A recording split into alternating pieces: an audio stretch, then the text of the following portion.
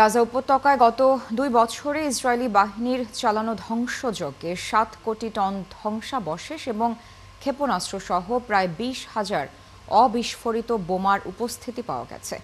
বিশেষজ্ঞরা সতর্ক করেছেন, যে কোনো মুহূর্তে এসব বিস্ফোরক ভয়াবহ বিপর্যয় ডেকে আনতে পারে।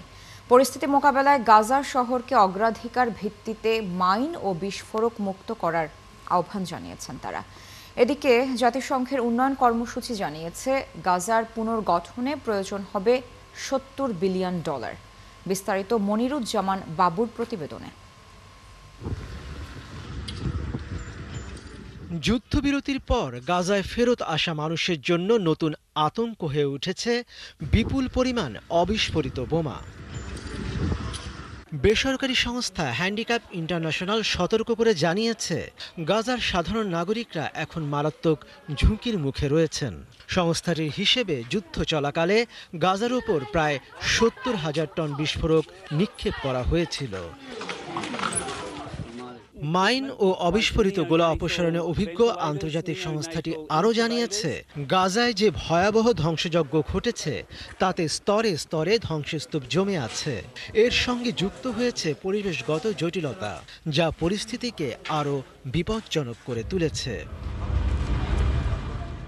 জাতিসংঘের মাইন অ্যাকশন সার্ভিস বলেছে, টানা ২ বছরের অবরোধের কারণে তাদের প্রতিনিধি দল এখনও পর্যন্ত গাজায় প্রবেশ করে বৃহৎ পরিসরে সমীক্ষা চালাতে পারেনি। ফলে অবিস্ফোরিত অস্ত্রের সঠিক পরিমাণ নির্ধারণ সম্ভব হয়নি। এদিকে জাতিসংঘের মানবিক কার্যক্রম বিষয়ক কার্যালয় জানিয়েছে, এখনও তারা ইসরায়েলি কর্তৃপক্ষের অনুমতি পায়নি, যার মাধ্যমে অবিস্ফোরিত বোমা ধ্বংসের সরঞ্জাম গাজায় প্রবেশ করানো সম্ভব হবে। গাজার সরকারি মিডিয়া অফিস এক বিবৃতিতে বলেছে, বিশাল ধ্বংসস্তূপ অপসারণের প্রক্রিয়া গুরুতর বাধার সম্মুখীন হচ্ছে। বিশেষ করে ইসরায়েলের প্রবেশ নিষেধাজ্ঞার কারণে ভারী সরঞ্জাম ও যন্ত্রপাতির অভাব দেখা দিয়েছে।